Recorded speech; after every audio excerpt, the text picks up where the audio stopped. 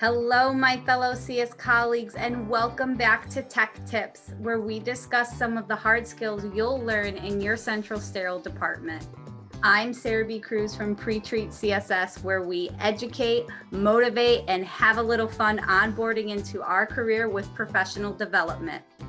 As you may be discovering, applying what you learned in your course or self-study in the field can be challenging. But don't worry, today's sponsor and I have your back, not to mention all of our MVPs already in their profession. That's right, calling out all my real MVP techs out there. I want you to use today's review to sharpen and deliver your skills to our industry's newbies. So, without further ado, wait, hang on, I gotta take this.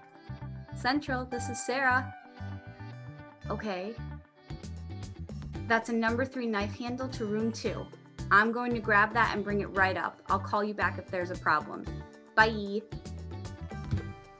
Duty calls, am I right? So let's use this tech tip to learn how to answer the phone using closed loop communication.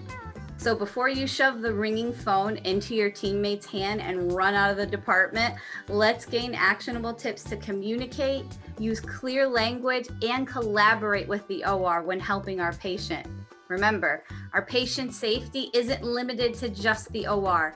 A lot of Central Sterile departments service the entire hospital facility and even off-site locations.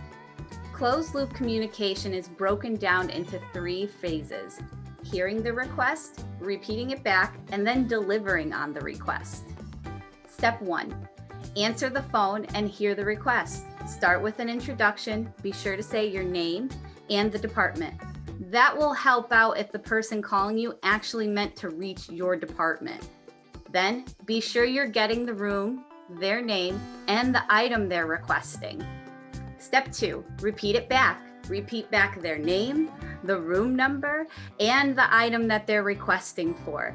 Then be sure to inform them of a solution and actionable steps that you're going to take to help. This is also a good time to ask clarification questions if we're not sure what they're asking for.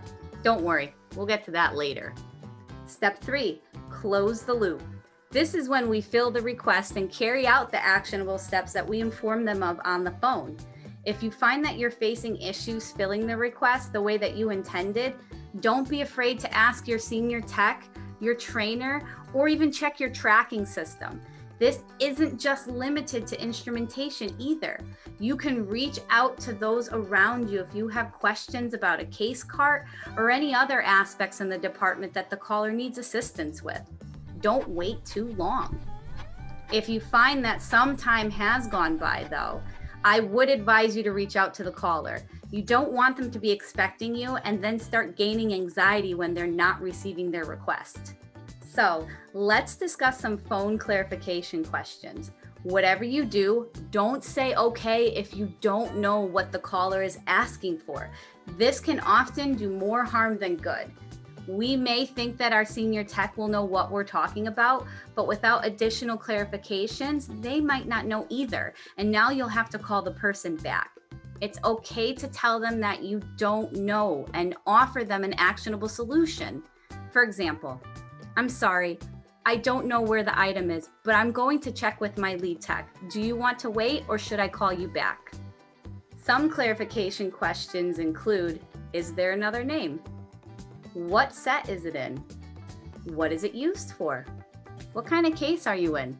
I have literally asked someone to spell the item out for me. Masks are a real hindrance to understanding what people are saying on the phone. And then with an N95 on top of it, it can make things very difficult. Okay, let's talk about something serious here. There is a chance that the caller may get frustrated or anxious or frankly unhappy.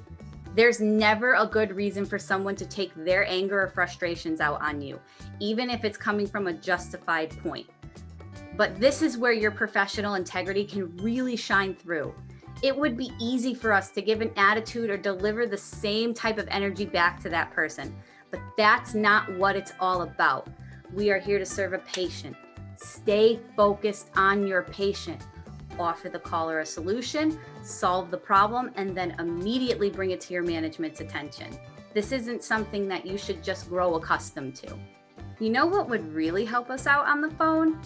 If we knew the instruments, not just by name, but by function and application.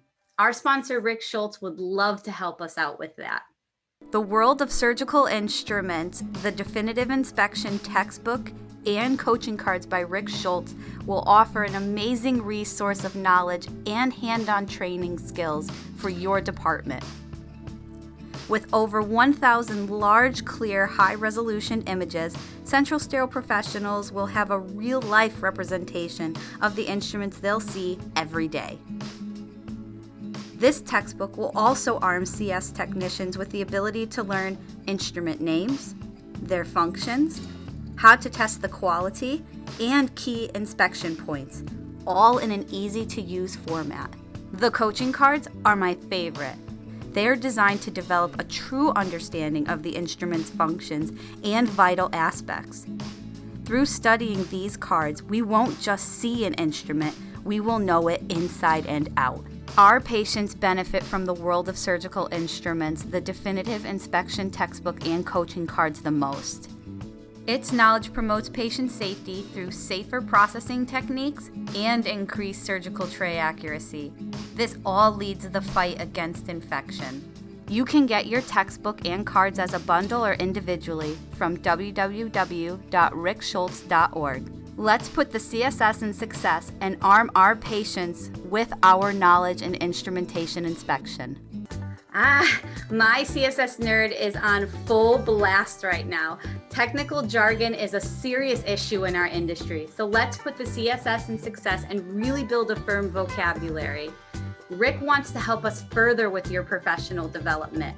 For all my fellow CS colleagues watching today, Rick has offered us an amazing amount of promo codes for the books and his coaching cards. Use CSS books for the discount on the book. Use CSS cards for the discount on the cards. You want both? Use CSS sets and get a discount off of the pair. I'm stoked. So if you're a CS tech that would rather dive down an instrument aisle than pick up the phone, I want to give you a big Wi-Fi high five for checking into today's tech tip. Here are some actionable tips to start applying to your phone skills today. 1. Ask the name of the caller. 2. Figure out their room number or department location. 3. Ask for the instrument's name or the item requested. 4. Repeat the request back. 5. Give an action plan. And then 6. Make good on your delivery or call back if there's a problem. Listen, everybody, I know I gave a lot of information in a short amount of time. Don't get worried. You can get all the information I talked about today and how to effectively apply closed loop communication to your phone answering abilities by visiting www.pretreatcss.com/phone. Enter your name and email address and then click the link that pops up to download the free PDFs. Easier than getting your PPEs on for decon. Don't forget to visit me on all my social media platforms and shoot me a message if you have any questions. Hey, thanks again for joining me, guys. You're the real MVPs. Bye.